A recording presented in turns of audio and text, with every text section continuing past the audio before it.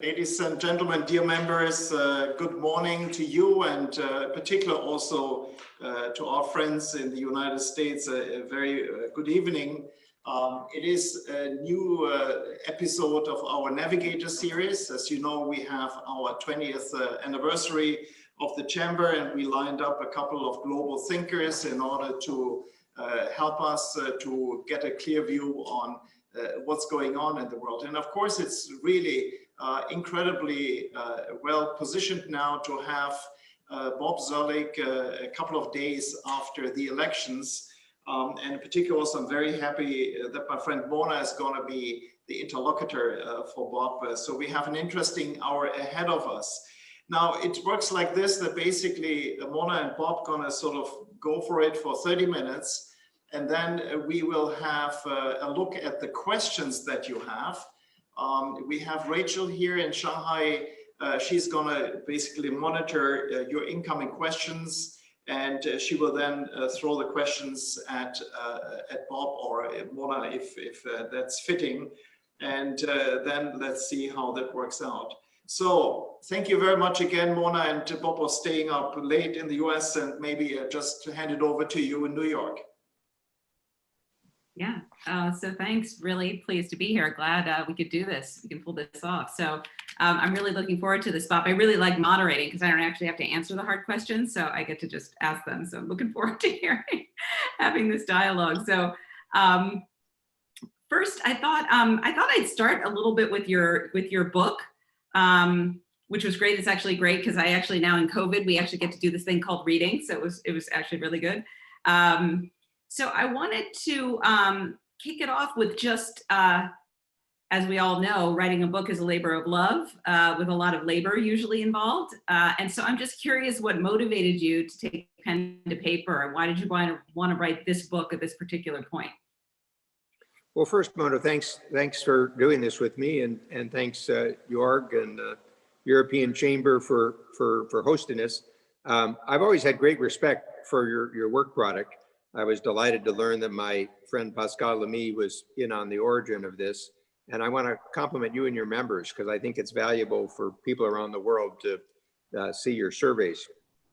So as for the book, when I was in government, I drew on history when I was thinking about problems.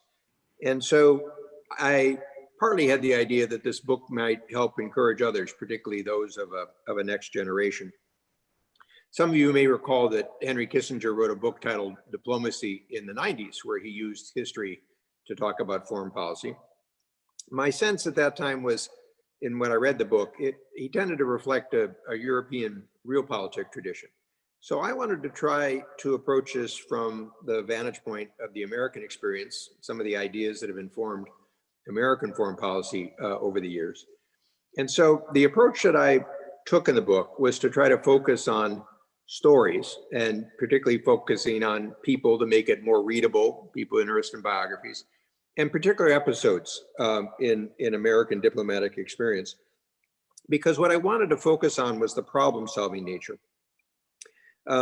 In American universities today, much foreign policy is taught through the framework of international relations theories. And it's okay, it's interesting to sort of joust through the intellectual structures. But however, I tended to find it not to be too relevant to the work that I did on German unification, or with China or Darfur or trade or other issues. So in part, I wanted to give some sense of the background of these particular issues. Then I add my assessments, but really I'm trying to invite the reader to kind of view them as case studies. And as you say, Mona, when you're doing a topic like this, you have to really enjoy the subject matter. I always enjoyed reading about diplomatic history from my days in college. And one of the things I've noticed is that as a field, it's somewhat faded over the years, for the understandable reason that people have wanted to bring attention to some of the underappreciated actors and perspectives. But I think we've lost something. I think we've lost a little bit of a synthesis. And Fred Logoval, who just produced a very good biography on John F. Kennedy, wrote a piece where he said, you know, why have we stopped teaching political history? So in some ways I wanted to nudge back to that. And then the last point was, because I enjoyed history in my various executive posts, I probably used to torture my assistants by asking them questions about history to see how much they knew. And insofar as they learned history, it really tended to focus from 1945 or World War II on. And the first 150 years of the United States, though not as long as China's, has lots of interesting people and characters, and I wanted to bring some of them back to life. Yeah, well, really, that's actually super helpful, very resonant, by the way. I taught a course at one point at Woodrow Wilson at Princeton, and I remember people coming up and asking me about international relations theory and how often we sat in the Situation Room contemplating, right, the theoretical underpinnings of some decision we made. I was like, do you understand what we actually do? Like that, if you actually brought that up in a meeting, I think somebody might kick you out of the room, right? That literally was what would happen. So, but I appreciate the reason you say this, because I do think that people don't pay enough attention to history and really understand you know, what is kind of uniquely American about the way we approach problems. And so your pragmatism point really resonated with me a lot, because I found that my foreign interlocutors, I'm sure you probably as well, can seem erratic, right? How we move around on issues, whereas we kind of see it as problem solving and being creative, right? And so I just wanted to start by asking a little bit, like, do you think there's something cultural driving kind of that in our willingness to fail? I lost you a little bit at the end, Mona. You said, is there something cultural driving? She stalls. Driving like behind the way our foreign policy. Well, I think at heart, what you and I have both experienced is that people have focused on results over theories. Now, there's a nice coincidence. For people that studied a little bit of philosophy, they'll know that actually the philosophical idea of pragmatism from William James and John Dewey is probably the most significant American contribution to philosophy. And there's some similarities, because that idea was to reject the notion of abstractions or dogmas or universal timeless truths. And in fact, instead, it was focusing on the practical consequences that flow from experience. And the idea was you begin with problems, you look to experience, you match means with ends. And so it focuses on experimentation, dynamism, pluralism, but also chance and contingency. So if you think about that in the context of diplomacy, what I was trying to emphasize is that in my experience, people are focusing on what works. So, and to do that, you have to pay close attention to the realities on the ground, whether they be power or economics or military or technology or sometimes votes. You need to have a sense of processes and institutions and kind of how they actually work in fact. It's helpful to know the positions of others and their interests. Timing is very important. And I also think it recognizes that imperfect results in a far from perfect world can be a good product. And so in that sense, it's a more optimistic perspective that looks upon history as offering insights on how to do better, as opposed to acceptance of timeless truths. So for this audience, to apply that a little bit in the Chinese context, I suppose the most common similarity would be with Deng Xiaoping's notion about feeling the stones as you cross the river. That would be a very pragmatic idea. And in contrast, some of the timeless truths of Chinese philosophy would be more of the abstract tradition, or perhaps today we'll see about the construct of Communist Party ideology being a little restrictive.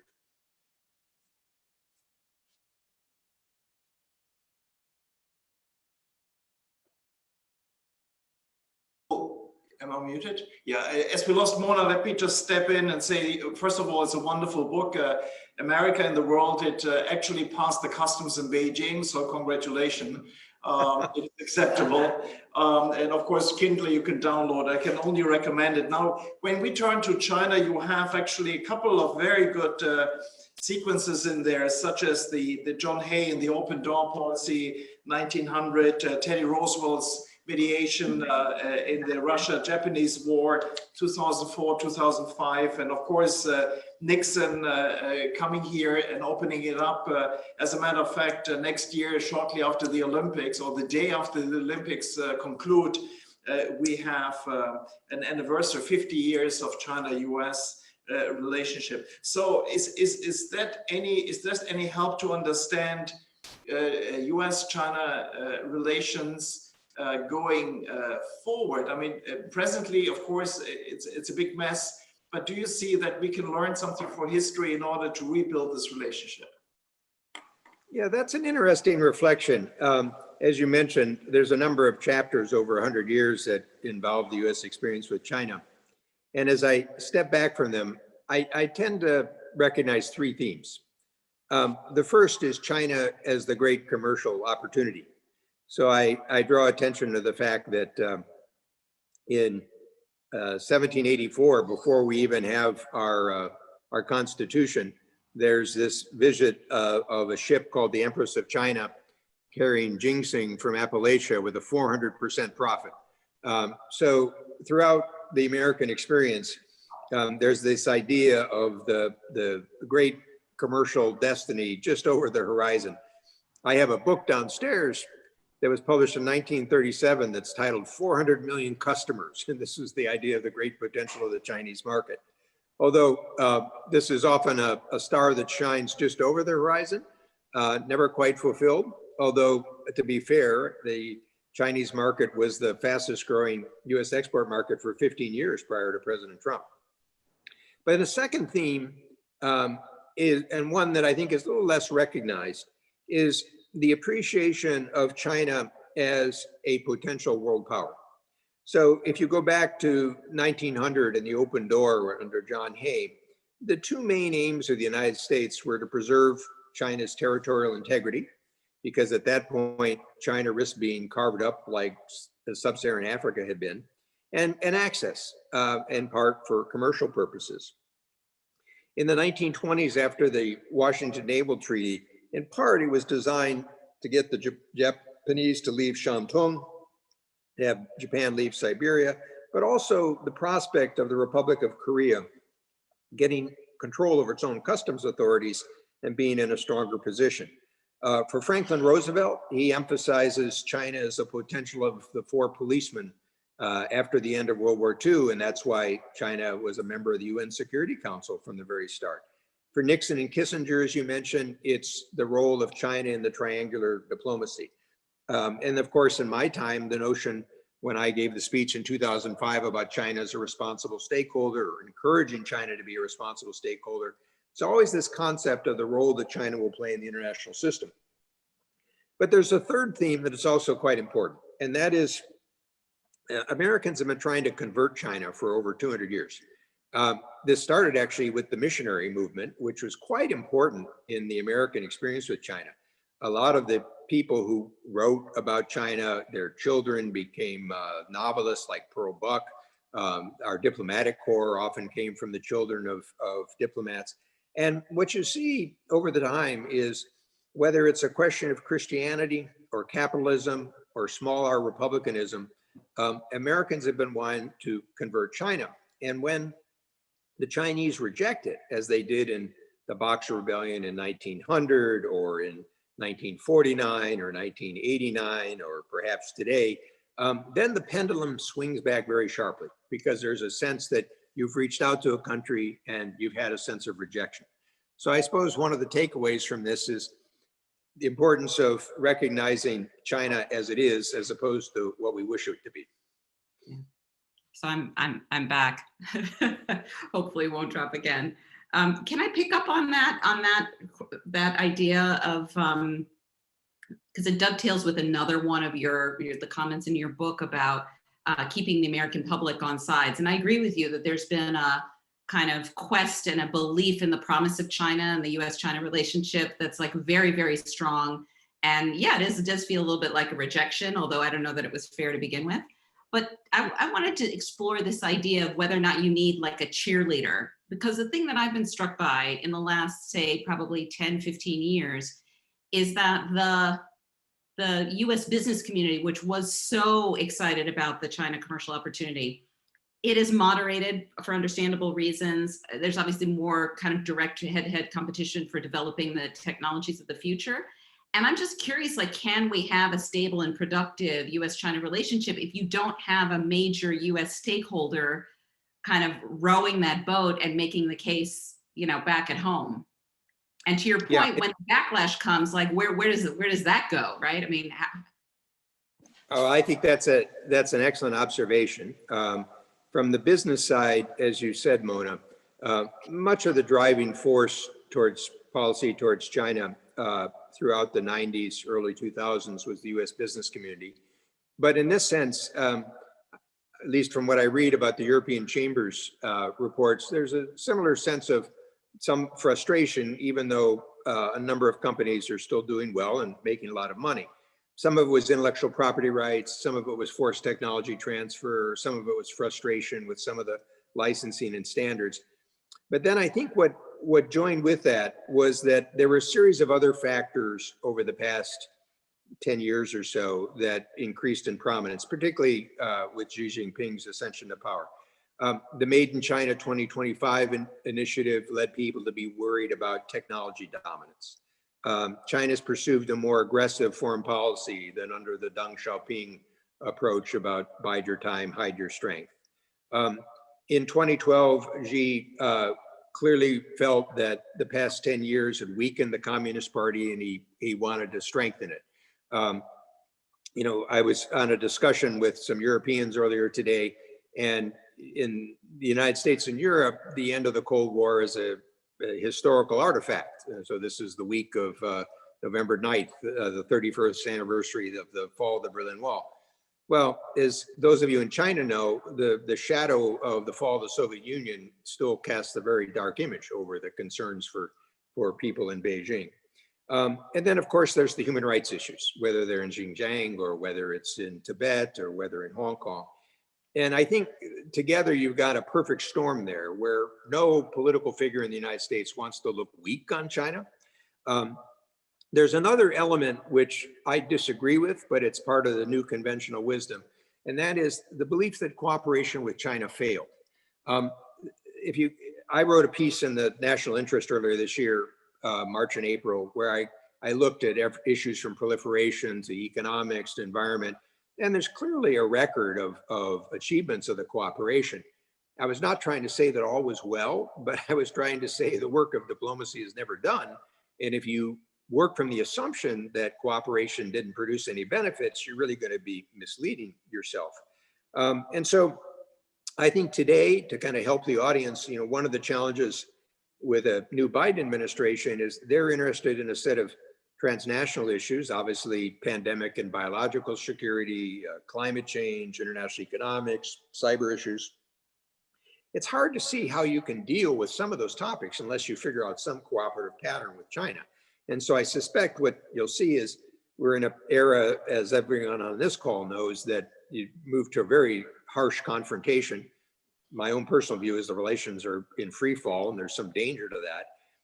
And I think the challenge will be to look for some off-ramps. And most likely the off-ramps will be in some of these transnational topics. And the question I've suggested to some of my colleagues around the world, including in the international institutions, is whether they can play a bit of a mediating role. For example, with the issue of Chinese debt in developing countries, some of this is clearly going to have to be restructured. You know, is there a role that the IMF could play on that type of issue? So that's the pathway that I suspect, but I think everybody's going to be cautious for the reasons we just discussed. There's a lot of tensions in the relationships.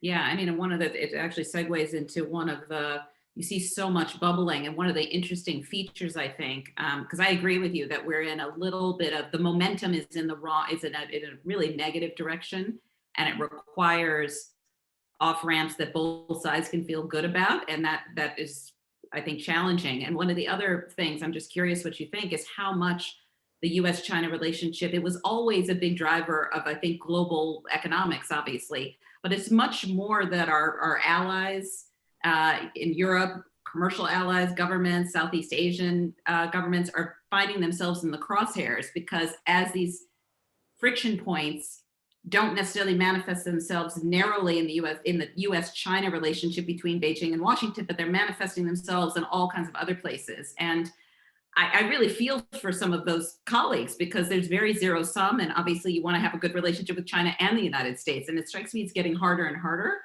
to pull that off, because both capitals are trying to force people kind of to take sides. So I'm just curious, like, what advice would you give? I mean, obviously to this audience of the European Chamber, but just generally, can you kind of be neutral in this? Is that the best advice? Try to be a mediating force? I think there's a combination, and one, the reality, given the U.S. use of sanctions, is that I think from a company perspective, one wants to watch those very, very closely, particularly if you're a financial institution with dollar clearing, because we've seen how those sanctions have been used to direct policy in other areas, particularly with Iran, and that also leads, from a executive point of view, to be very careful about siloed behavior. What I've noticed in different companies, one part of the business will take this perspective and the others. You really have to watch it over it, and even to the area of employee training, because you don't want these to become sort of explosive incidents. You kind of have to build them into the sort of the regular DNA of the service. In Hong Kong, I mean, the practical advice would be stay under the radar. I saw a news item today that the Hong Kong government was accepting that financial firms could comply with U.S. sanctions without violating the new national security law. That strikes me as a sort of a very pragmatic approach on the Chinese side. You probably also want to be attentive to something that COVID has stressed, which is to diversify and have additional flexibility in supply chains. But the fragmentation that you also related, including in Southeast Asia, can also create some opportunities. And again, this is another factor of COVID in the digital world. I have a lot of work with in contacts with Singapore. I serve on the board of Temasek, one of the sovereign wealth funds. And not surprisingly, the Singaporeans are trying to understand, well, can we provide platform services as opposed to traditional port services for things like digital platforms, and also, frankly, with these new trading patterns, you'll see different sort of infrastructure needs. The issue that, frankly, I'm going to watch very closely is with the advent of Xi Jinping's sort of dual circulation theme this year, and coming out of the most recent Central Committee looking to the next sort of 5-year plan. I'm very interested to see how they're going to manage this notion of self-reliance, where people in China that do business in China know this was a deep Chinese tradition. I think it's a factor of both the COVID and the US policy of decoupling. But at the same time, China does not want to lose the international ties. And you see this, for example, in capital markets, where they see it's in their interest to have deeper, more liquid markets with institutional investors. So how that works out is going to be something worth a close watch. If it slips in an increasingly negative way, it won't be comfortable, but I think executives may even have to look at different corporate structures, because a lot of them want to do business in the United States as well as China. I hope it won't go that way. And I hope that we can do some diffusing of some of these issues. And again, in very practical terms, you see, I think Trump's focus on the bilateral trade deficit didn't make economic sense, and his first phase agreement, frankly, has only produced about 50% of what they were targeting. Where in contrast, people on this call would know better than I would, but from what I've read, China has created intellectual property rights courts that are finding for foreign firms about 85 to 90% of the time, but the penalties aren't high enough. So you should push for higher penalties. Or on the issue of forced technology transfer, I trace a lot of this to the joint venture requirements. So I would urge China to remove some of the joint venture requirements. So I do think that there's practical steps that people can take to sort of improve the situation. And going to your core point on this one, I frankly think that if the EU and the United States and other parties realize you're not going to contain China, you have to figure out a way to do business with it in a fair, more reciprocal fashion. My experience with a lot of the Chinese technocrats is they'll take a lot of these points. Now, if you hammer them and insult them, you're not going to make very much progress. So this is actually where I think over the longer run, the cooperation between the EU and the US will be significant, or could be.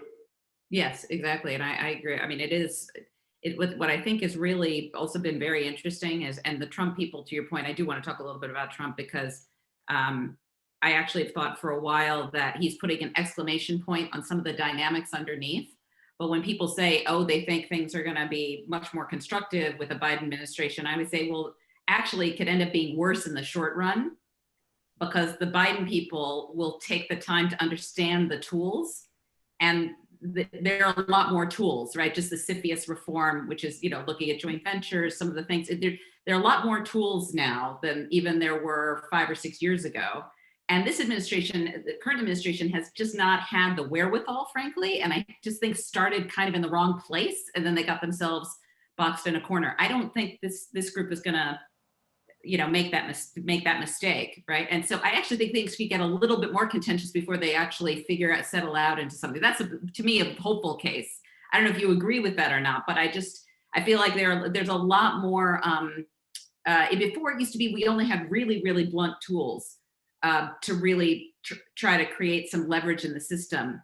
And because of some of the regulatory and legislative changes over the past couple of years, there's just a lot more give in the system. And to your point about capital markets, when we get to digital currencies and all the rest of it, it's a little bit of a place where you can start to see like, this is going to be bad for everybody if we don't get this thing right. And that creates, I think, a little bit of leverage to come up with a solution. I hope. Otherwise, I think businesses, right, aren't they going to just struggle, like having to build dual systems and work around? Well, I think your observations are right on point. I guess, and you may have a better sense of this, but I think the Biden administration is going to want to tone down some of the sense that we're kind of living on the edge here. There's been a lot of actions, shutting down consulates or throwing journalists out that just sort of lead to gratuitous sort of cutoffs. My own guess is that what you'll see, of course, the administration first focusing on are the issues at home, which makes a lot of sense, whether it be pandemic, economic recovery, racial, climate, immigration issues. But then you'll see them reach out to allies. And my point on this is that it won't only be the Pacific allies and India, it will also be the European Union. And so the message that are sent about whether there's some shared view of the nature of the problem, but perhaps some tuning and adjusting of the approach so as to sort of avoid the decoupling could be influential on some of these topics. And, some of this will be incremental. Personally, I think the big issue for me will be how we handle data.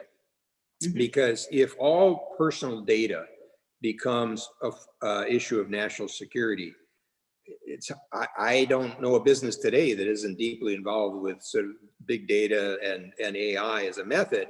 And so you really start to cut off life sciences, all sorts of manufacturing operations. So the question will be, you will definitely have the decoupling in information technology and the splinter net, which, since China had already started. But, does it have to spread to TikTok, where kids are doing videos? Well, you can make a national security case, I guess, but it starts to get a little strained. Yeah, totally agree with you. I mean, it's interesting you say this because I actually think one of the things about Biden, which we should actually transition, I guess, a little bit of what the future looks like. I think you could argue that certainly since George H.W. Bush, he's the most internationalist oriented president. He's a strong Europeanist, which is very interesting because we have not really had a president who's born and bred and really understands kind of the European experience and is comfortable jumping right into that. And it's not just him, it's also his advisors, right, who are around him. So I agree with you that they come out, I think they're going to come at this really quickly with this sense of where are these shared areas that are where there's some deep desire to collaborate and use that as a basis to figure out what to do next. The thing that I've been picking up, and I'm just curious if you're hearing this as well, with my European colleagues in particular, but you hear it everywhere in the world, is I think people are worried that Trump is a feature and not a bug of the system. and that we're going to have, yes, Biden, great, but deep, deep skepticism because of the damage done to longstanding relationships, that in fact we've shut the door on this and are moving to something different or more back to status quo ante. And I don't really know how you overcome that, really. So it's not that people aren't happy to see this group, because I think they will be happy to see this group. It's just a little bit of, I don't know how many eggs I want to put in this basket, because I'm just not totally convinced. What would you say, like, how do you deal with that as a diplomat, I think? Well, first off, it's a very timely observation because, here we're sort of a week after the election. My perspective is a little different than the people in Europe or Asia might have picked up from the American press. When I watched poll workers all around America or the state and local officials, they're carefully trying to explain how this worked out. We've had, I don't know, 146 million voters, all during a pandemic, with an election that had much greater reliance on mail-in voting, which was complicated, and all the different political frictions. Frankly, it's an example of democracy at work. And, I noticed a certain irony. China's moving more towards making Xi like Chairman Mao, while frankly, the American voter is sending Trump home. Now, people are probably also confused or troubled by what they see in terms of Trump's behavior. My own personal guess on this is that he's moving out the door. Everybody knew the nature of him as a person, and how he wouldn't be gracious about this. But as you see for some of the other elected Republicans, what I feel behind the scene is, number one, some of them are not unhappy to see Trump go, but they're not going to say it. There's another group that wants to take over his political base, and so they want to look loyal to the end. But think about their incentives. They don't want him to stay either, because they want to be his successor at some point. Right. Then there's also a group that basically feels, well, we have to ease him out psychologically, and that's partly a rationalization. And so I'm not justifying their behavior. And of course, everyone is probably also aware that we're going to have these two elections in Georgia for Senate seats, which are going to determine the control of the Senate. So if you're somebody like Mitch McConnell, the leader of the Republicans in the Senate, look at his sort of perspectives. Number one, he doesn't want to alienate those voters in Georgia. He wants to keep them focused on winning those seats. He also doesn't want to alienate members of his own caucus, because who knows, he may want to do some deals with Biden. So I think actually the complication here is going to also be, it's going to be on both sides, because as you know, Mona, there was a sense among Democrats that there was going to be a blue wave that brought in a new progressive era, and that just didn't happen, right? And so there's a kind of a cold sort of face of reality here they're going to have. Having said that, like you, I think, if Biden could be the most effective president in dealing with Congress since Lyndon Johnson, he's certainly got the experience. People trust him as a negotiator. They think he has sort of a practical sense of vote counting. The challenge that will provide is that it will mean that he has to spend a lot of his time on working with Congress at home. And that means less time for international affairs. I've actually just written a draft op-ed that the Washington Post is going to run before too long, where I actually identified about 5 or 6 topics where I identified both Republican and Democratic supporters, whether it be on sort of science issues, trade issues, technology issues, international foreign assistance issues.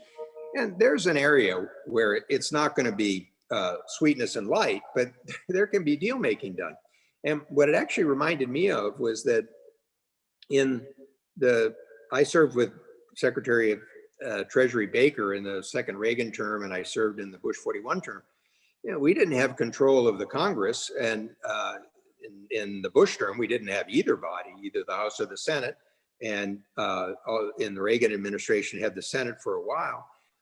And to be honest, you have to figure out whether you want to get something done. And if you do, you're going to have to accept some of the other guys' ideas. You're going to have to negotiate.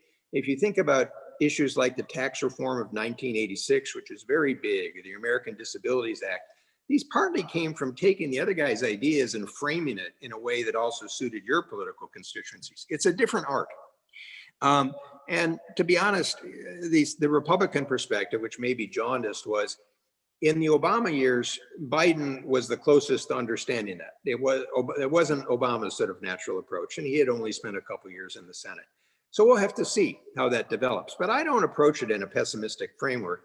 However, it does mean that Biden's time on international issues may not be as much as he would like. He's comfortable with it. He feels he knows the players. It's why I personally believe that the natural way to proceed would be to leverage off some of the domestic issues. So if you're dealing with pandemic, then it would be important to not only join the World Health Organization, but perhaps come up with an initiative like Bush 43 did with HIV, AIDS, and malaria in Africa. If you do something on climate change, you don't only rejoin the Paris Accord, but you try to bring in developing countries with a sort of a soil carbon initiative for sub-Saharan Africa, or avoided deforestation and forestation. If you do something on immigration, use it to reach out to Mexico, which is a critical partner sort of going forward, and Central America, as Biden has talked about and did before. So I can see that potential. And if you think about it, those are not a bad set of issues to rebuild some of your alliance partnerships in both Europe and Asia. And then you deal with the two biggest challenges, which are the future of China and the future of free societies. I could see a pathway, but it may just be my native optimism. No, I mean, I think it's interesting. It's been tomorrow doing a panel with Jeb Bush and Rahm Emanuel on this same topic, by the way, and just talking with Governor Bush about this. He's actually also pretty optimistic because in a way Biden is like the one figure who could actually probably pull something off and not really burdened by thinking about a re-election in 4 years, that kind of thing. I mean, who knows what will happen. And also as you know, he's got to pay attention to his constituencies, so frankly, the African-American vote was very important. I'd spent a lot of time with Congressman James Clyburn to figure out what I needed to do to try to reward people who stood with you. But there's lots of things one can do in appointments and policy to sort of show your attention to the people that brought you to the dance. Yeah. And let me ask you about sorry, go ahead. Mona, can I just jump in?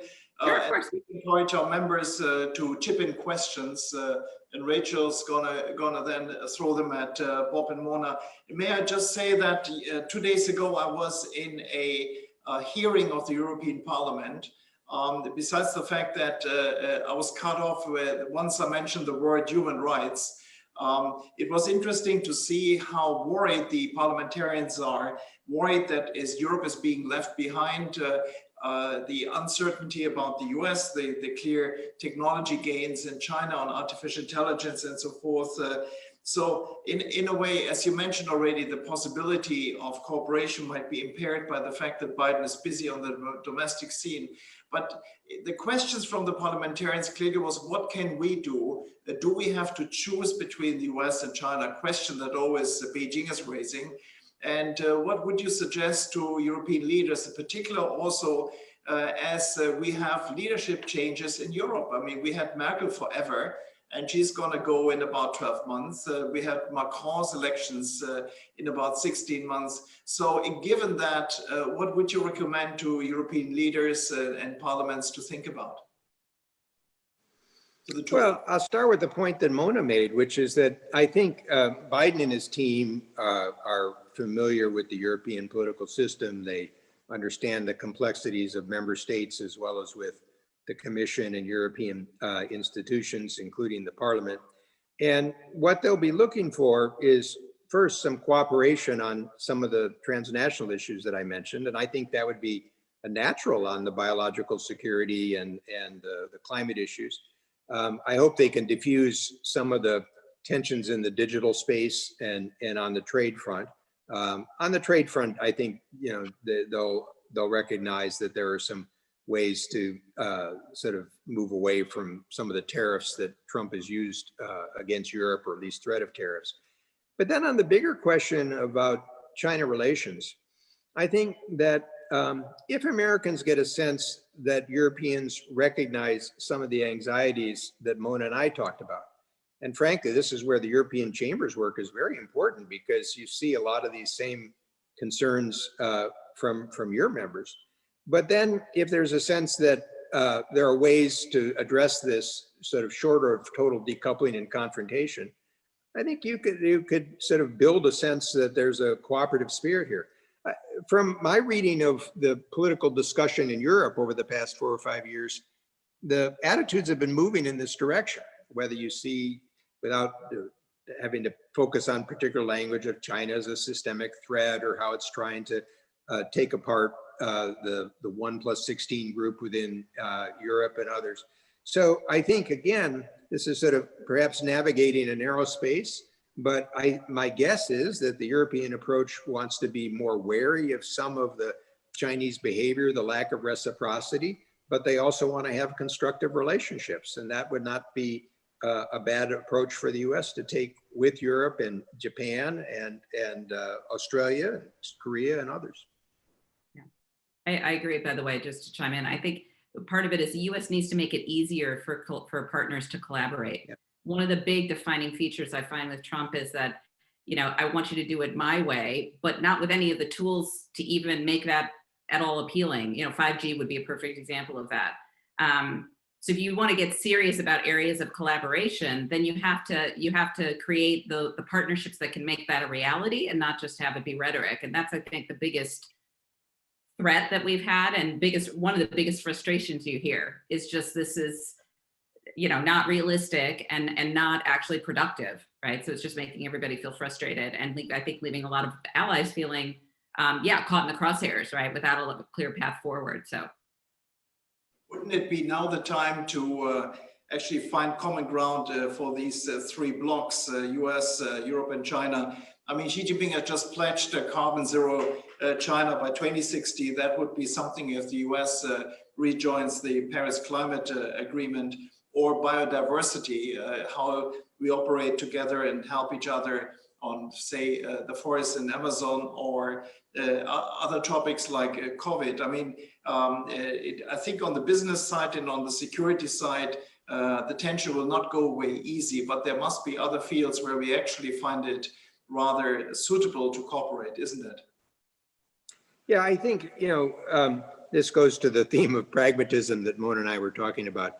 Look, it's better that Xi set an objective for 2050. Some Americans are going to focus on building all the coal-fired electricity plants. So I've heard a couple experts say, look, China seems to be making a big move towards electrical vehicles. That's a plus, but it's a long way from dealing with the generating facilities. Now, those are not unsolvable problems to be able to sort of address. In the case of COVID, I think this is why I often refer to the biological security question. I've had the opportunity to deal with some of these really expert virologists, and what they're pointing out is these events of viruses are becoming more frequent, and they're being amplified in terms of their economic effects. And it's partly a function of land use and agriculture and the interaction among humans and some of the animal species, particularly bats, but there's others. And one person mentioned to me, he said, look, we got about 5 of these a year that sort of break out that could become like COVID-19. So there's going to need to be a broader sort of international response in terms of trying to prevent and alert people to these dangers. And, you know, the WHO alone will not be able to do this. I mean, this is one of the misperceptions. I ran the World Bank for 5 years. Each of these institutions has certain competencies. The WHO doesn't really have an extensive fieldwork system. So frankly, I've urged that the World Bank work closely with the WHO on the virus, or the vaccine and treatment delivery in developing countries, because you're going to have complex issues of logistics and cold storage and other issues. There's similarly issues related to the role the World Trade Organization can play in trying to sort of limit some of the export bans. But ultimately, you're also going to have to face the issue of talking with China seriously about how this virus broke out and how to prevent it. Now, I think the Trump administration made a mistake by trying to sort of insult China and clobber China, blame China on it. My own guess is that the Chinese authorities also want to prevent these things in the future. So if you approached it in sort of a more cooperative venture, you're likely going to get sort of better results. It won't be perfect. We know how the Chinese system probably limited the information from Wuhan going to the top. But we also know that the Chinese have the technical capacity to try to alert themselves to these dangers and try to, for example, I believe they've already closed a lot of the wet markets for the wildlife, but now the problem is, will that just be driven into an underground economy? So you have to deal with it there. So again, coming back to the theme of diplomacy, which I talk about in the book, you could talk about it at a theoretical level. The practical work of identifying the win-win solutions is, what makes the difference between success and talk. Maybe we can just now turn to our members and start with a friend of mine, Sutphen, is the chief economist for Deloitte in China. So Rachel. So Sutphen asks, how would the Biden administration adjust policies towards Taiwan and Hong Kong? Well, I don't know. Mona might have a sense of that. I think on Hong Kong, you won't see much of an adjustment. I think the U.S. policy will move towards treating Hong Kong like the rest of mainland China. The distinctive nature that had been represented by the customs union and other provisions has basically been, I think, changed by the authorities in Beijing and the national security law. Then the question is, will you take a tighter sanctions approach? There you'll have people making the case for human rights versus those sort of trying to maintain some nature of a relationship. So I think that will probably stay about the same as it is. On Taiwan, there's a debate in the United States that is in some ways prodded by different forces. The traditional policy of the United States towards Taiwan is from the recognition of the People's Republic of China that we do not recognize it as an independent state. When I was back in the State Department in 2005 and 6, I articulated the idea of a sort of a dual clarification policy, which is the idea that as opposed to being ambiguous about whether we would defend Taiwan or if China attacked, that the dual clarification was no independence, but also no use of force by China. And frankly, I didn't have a lot of pushback from China when announcing that, but they didn't see me as a hostile player. There have been some discussions in the United States about sort of trying to treat Taiwan more as a treaty partner. That would be a very big shift, and I think it'd be very politically explosive with China. So my guess is that the Biden administration, which has its hands full on other things, will want to have sort of a positive embrace of Taiwan's democracy. They'll want to try to help economically. They'll be willing to do arms sales of defensive nature, but I think they'll stay clear of anything that would suggest they're trying to provoke Beijing on the independence issue.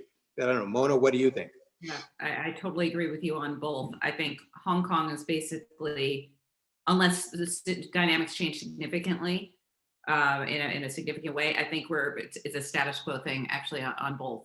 I just think they have too other fish to fry, and as they say in the U.S., too many fish to fry, and the kind of desire, I think, to figure out what we're going to do on China tech related is a very difficult, challenging question that I think is going to take a lot of time to think through, and that's got to get resolved. And then the affirmative agenda, as you articulated, is it energy related? Is it COVID related? So that when they move forward, it feels like it's coherent, and it's got a little bit of tension in it, maybe in the relationship, but also some areas of collaboration. So getting into Taiwan and all that, I don't see it either. Rachel. Our next question is from Kong Ni at Volkswagen. Biden has repeatedly emphasized increasing America's strength in technology. while Trump has advocated approaches in slowing China down. Under Biden, might this lead to the end of sanctions on Huawei? I suspect not. I think there, and again, I don't have inside knowledge of this. And frankly, when people refer to sort of intelligence threats, when I was in office, I always like to try to check to see what was real and what was sort of imagined. But I think there's a pretty general consensus that Huawei's role in 5G systems in particular, not just the infrastructure, but particularly with the software that has to be part of any ongoing system, puts at risk your telecommunications and information systems. And my sense is that actually not only Australia, but other European economies are moving in this direction as well. Germany, as you know, wants to, at least my understanding of it, wants to say that its policy is not directed towards China. It's based on a set of principles, but I suspect the set of principles might limit Huawei's role. That leads to a bigger question, though, about, in a sense that this is what Mona touched on. Way beyond the Huawei case, you have the use of entity lists, you have sort of dual use questions, and export controls. And I think, frankly, that's a unresolved and open area for the reasons that I mentioned on the data security.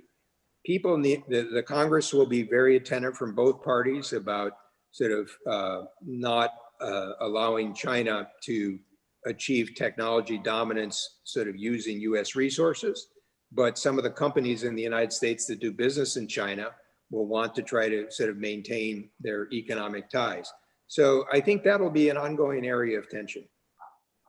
Does that sound right to you, Mona? It does indeed. Yeah. Yeah. I actually think that when I said it could get worse, I actually think, to your point, Bob, more Huawei-like examination, maybe not as overt, maybe not as clear, maybe not as high profile, but along those same lines, I think people should expect similar. And frankly, as corporate entities and as investors, the biggest risk is the uncertainty associated with it. So your marginal investment dollar, this is not going to be an area of clarity, I don't think, for a very long time. I think more likely what you'll see is test cases that tell you where those red lines are, that then people will have to interpret and figure out, this is a safe area to be, this is not a safe area to be. And we're only at the beginning stages of that, I think. I guess we have a final question from the members and then we wrap up. All right, our last question is from Charlie Wong at Value Cap Research. How much progress has been made on the EU-China Free Trade Agreement, and what are the implications for trade tensions with the U.S.? Well, that's a question I better direct to Jorg. He'll have a better sense of it than I do. Well, I guess, what I understand is that Merkel made it clear end of the year, or this is it. I don't see an agreement happening anytime soon. I guess that it is a huge challenge, because what I learned from the European Parliament 2 days ago is that there's a very strong emphasis on the basket of sustainable development. Of course, this has to do with Xinjiang and forced labor, but European politicians and parliamentarians are really gearing up. And so even if there's a political agreement on the market access part, this might find it very difficult to pass the European Parliament. As Bob, you alluded, it's very hard to sometimes understand the dynamics of Commission and member states. But also given this robust Chinese diplomacy, you need 27 member states to say yes to an agreement like this. And China's popularity in Sweden, and in particular in the Czech Republic, is presently not very high. So I find it difficult to see that this happens at the end of the year. But miracles can happen, so why not? But maybe I come to the end of it, and Mona was in an email exchange already alluding to this one. If you dare to go down the road of a parlor game, who ends up where in the Biden administration? I'm not asking you to where you will end up in the Biden administration, but maybe we can just do some the last gossip round. Well, Mona, you should go first on that since you invited the topic. Okay, yeah. Well, I get the question all the time, so I figure, you must be getting the question all the time. So I am, and I do think actually the election result makes it a little bit clearer, actually, the kinds of people that they might be looking at. So I think, but in the national security realm, I mean, I think basically at this point, Ron Klain, who was Biden's chief of staff before in the White House, by all accounts, is pretty much a shoe-in for, and he was the Ebola czar during the Ebola crisis. So in particular, his skill set would be super relevant. I think Tony Blinken, who you guys all may remember, who was an advisor, national security advisor to Biden, as well, is likely to be national security advisor. I think state, I'm less sure about, because there are lots of people. Chris Coons is making an angle for it. There's the guy, Mayor Pete, who ran for president, who's angling for it. So there are a lot of people angling for that one. I think Michelle Flournoy, I think they'd like to have a couple of firsts. She's a likely person who I think could get through Congress relatively quickly for Secretary of Defense. And I'm not sure about Treasury, actually. For a long time, I thought Lael for sure, but there's a couple of other people, I think, who are being discussed for Treasury, some African-American candidates as well. So Raphael Bostic in particular, who's the chairman of the Atlanta Fed. So I think that one's a little bit more in play than I would have thought as well. That's my list today. All very conventional wisdom, by the way. You could go to Politico and find that list. That sounds like a good list. And all I would add is a lot of you may have encountered Tom Donilon along the way. He was National Security Advisor. He's been close to Biden. His brother's been Biden's political advisor for 30 years. Yeah. Tom tends to work a little bit under the surface. When I saw Senator Coons campaigning for Secretary of State, and in my experience, normally the people that campaign on the outside are not quite as well positioned on the inside. But I'll raise one other one without identifying who it would be, but I'll explain it's more important. Now, this is than generally recognized, although perhaps not with this group. And that is normally the U.S. Trade Representative is not considered the top tier choices. But there's actually an interesting opportunity here because a number of the traditional Democratic constituencies are wary of trade. And given the political agenda that Biden faces with the Congress, he might be very cautious on this. On the other hand, you're starting to see younger Democratic voters being more supportive of trade than Republican voters. And you could imagine if they select someone who's a little bit more entrepreneurial to try to put together a new trade coalition based on some of the digital trade, some environmental issues, some of the health export issues. And while frankly, the USMCA, the US-Mexican-Canada agreement, which was the rewrite of NAFTA, actually had some steps back from a trade perspective, it nevertheless brought some Democrat votes on board. And so the question would be whether someone could use that as a basis for other sort of trade discussions. And so just to give you a reference point, during the first 4 years of the Obama administration, the US Trade Representative was a former mayor of Dallas, very nice gentleman, but he didn't really push the agenda. Then you had Mike Froman in the second term, and Mike did push the TPP. Frankly, if he'd been able to get it done 1 year earlier, the Trade Promotion Authority was passed by Paul Ryan that year. I think he would have gotten TPP through as well. But because in a sense, they hadn't focused for the first 4 years. So if you have somebody a little bit more active on the trade agenda, then some of these topics that we're talking about, could play a larger role. But we'll just have to watch to see sort of how that plays out. I agree with you, by the way. I think the tectonic plates are really shifting on a lot of stuff, by the way, in the US, that trade being one of them. And particularly as the economy builds back, I think people are realizing that these export markets, particularly with all the growth in Asia, you basically need to have export markets in order to thrive. And one of the things that COVID and the tariffs really revealed was how deeply connected the US economy is to the global economy. I think it was actually the tariffs that made people realize, like, wow, we really are actually integrated in the global economy in ways that we didn't even necessarily appreciate in the first order, maybe in a lot of businesses. So in that sense, a little bit of a silver lining. There's also a woman who I'm sure Mona knows, named Avril Haines, who's done a lot of the transition work. She'd come from the intelligence world, but Deputy National Security Advisor, very well-respected person. I wouldn't be surprised to see her in some prominent role. She would be actually, that would be great. Yeah. But Jorg, to bring this back, in a way, what Mona and I are both saying is, the United States obviously has gone through a traumatic experience over the past 4 years. But I think you'll see in a new administration an interest in trying to sort of work more closely with Europe. And that could also mean with the European Union's perspectives on China as it tries to sort through a relationship that is going to be tenser than in the past. But my guess is they don't want it to be on the edge confrontation as it is today. And so, again, I want to close with a compliment. I've seen the work that you've been producing over the years. I gather you're going to have something on state-owned enterprises, which is another important issue that we didn't discuss, but frankly, I know is very important with my European counterparts too, the role of the competition from the state-owned enterprises.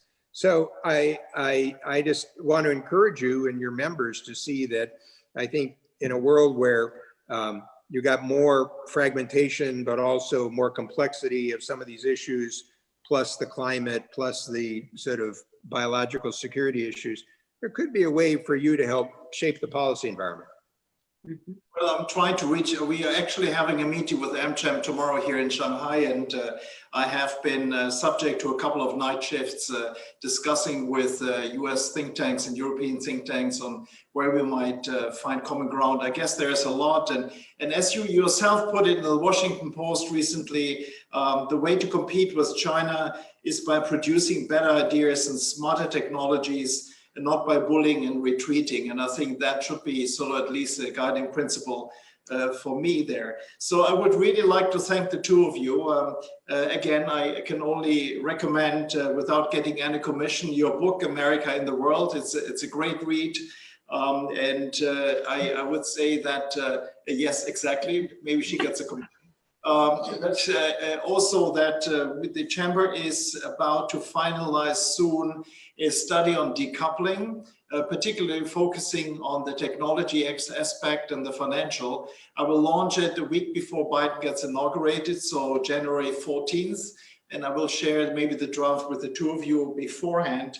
I would really, as it's getting late for you, and on this note, and of course, when it comes to the new administration, I hope to find the two of you in a senior position there, or even best case as ambassadors of the United States here in Beijing. That would be cool. And let me just end by saying that we have an interesting session next week. We have Madeleine Albright, no introduction needed there. The moderator is going to be Nirupama Rao, who used to be Indian ambassador to China, to the United States, and she was India's foreign secretary for 3 years. So a wonderful team in order to look at Asia and US and China. And it is going to take place East Coast 17th, 7 p.m. and here in China on the 18th at 8 a.m. So tune in. So again, thank you very much to the two of you. Good night, and stay in touch. Thank you. It is in New York. Thank you, Mona. Yeah. Thank you. Bye. Thanks, Bob. Thank you.